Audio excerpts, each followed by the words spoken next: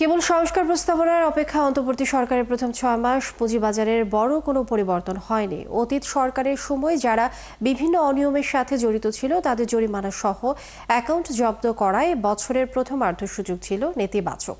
তবে শেষ দিকে সংস্কার প্রস্তাবনা ব্যাংক সুদ হার কমা সহ বিভিন্ন শেয়ার দর তলানি চলে আসার পরে আবারও ইতিবাচক ধারায় ফিরেছে পুঁজিবাজার।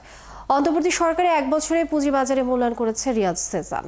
ধসে পড়া অর্থনীতি পুনরুদ্ধার, বিচার সংস্কার, সুষ্ঠু নির্বাচন সহ হাজারো প্রত্যাশা নিয়ে গেল বছর আগস্টে দায়িত্ব শুরু করে অন্তর্বর্তীকালীন সরকার। প্রত্যাশার তালিকা যত বড় হোক, প্রাপ্তি কতখানি সেটি বছরান্তে হিসাব নিকাশ করছেন অনেকেই। বিশ্বস্ততার সহিত পালন করিব। এই যেমন পুঁজিবাজারে ব্যাপক লুটপাট, একের পর এক স্বার্থবিরোধী নিয়মকানুন পরিবর্তন, ক্ষুদ্র বিনিয়োগকারীদের সুরক্ষা, ভালো কোম্পানির শেয়ার বাজারে নিয়ে আসা সহ পুঁজিবাজারে আস্থা ফেরাতে সরকার কাজ করবে এমন প্রত্যাশা ছিল অন্তর্বর্তীকালীন সরকারের শুরু থেকে। কিন্তু সংস্কার প্রস্তাব পেতেই পার হয়েছে বছরের অর্ধেকাংশ।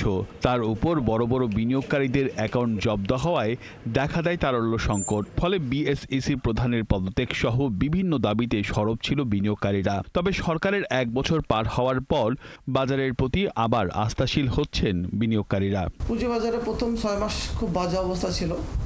ওভারঅল বাজার এখন ভুলে গিয়েছে। তো এখন আমরা একটা আশার আলো দেখছি। রাতারাতি কোনো কিছুই সম্ভব না, সময় তো দিতেই হবে। তার ভিতরেও পজিটিভ আমাদের যে ফাইন্ড আউট করতে পারছে, চিহ্নিত করতে পারছে সমস্যাগুলো। পুঁজিবাজার বিশ্লেষক ও টাস্কফোর্সের এই সদস্য বলেন, পদ্ধতিগত নিয়ম মেনে কাজ করতেই কেটেছে 1 বছরের বেশিরভাগ সময়। তবে যেই সংস্কার প্রস্তাব এসেছে তার উপর আস্থা এসেছে সাধারণ বিনিয়োগকারীর, যার প্রভাব পড়েছে বাজারে। দেখুন, আমরা সাজেশন দেওয়ার পরে 2টা কিন্তু মন্ত্রণালয়ে আইনের জন্য চলে গেছে। মানে আইনের জন্য চলে যাওয়া মানে কিন্তু তারা পুরো বিষয়টাকেই কনসিডারে নিয়েছে। আর আমরা যে পদ্ধতিতে কাজ করেছি এখানে খুব একটা রিভিশন করার সুযোগ ছিল না, কারণ আমরা পাবলিক মতামত নিয়েই কিন্তু আমরা এগুলো ইনকর্পোরেট করেই দিয়েছি। যদিও সংস্কার প্রস্তাবনায় এখনো আরো উন্নত সংশোধনের জায়গা আছে বলে মনে করেন বাজার সংশ্লিষ্টরা। সংস্কার যেগুলো হয়েছে সেগুলো অনেক লম্বা সময় নিয়েছে। সংস্কার টাস্কফোর্স সংস্কারগুলো যে 3টা সংস্কার যেটা ওনারা দিয়েছেন, এখানে ইমপ্রুভমেন্টের অনেক স্কোপ আছে। তবে প্রশ্ন উঠেছে, এই যে দীর্ঘ প্রচেষ্টায় যে সংস্কার প্রস্তাবনা হাতে নেওয়া হয়েছে, নির্বাচন পরবর্তী সরকার তা বাস্তবায়ন করবে কিনা।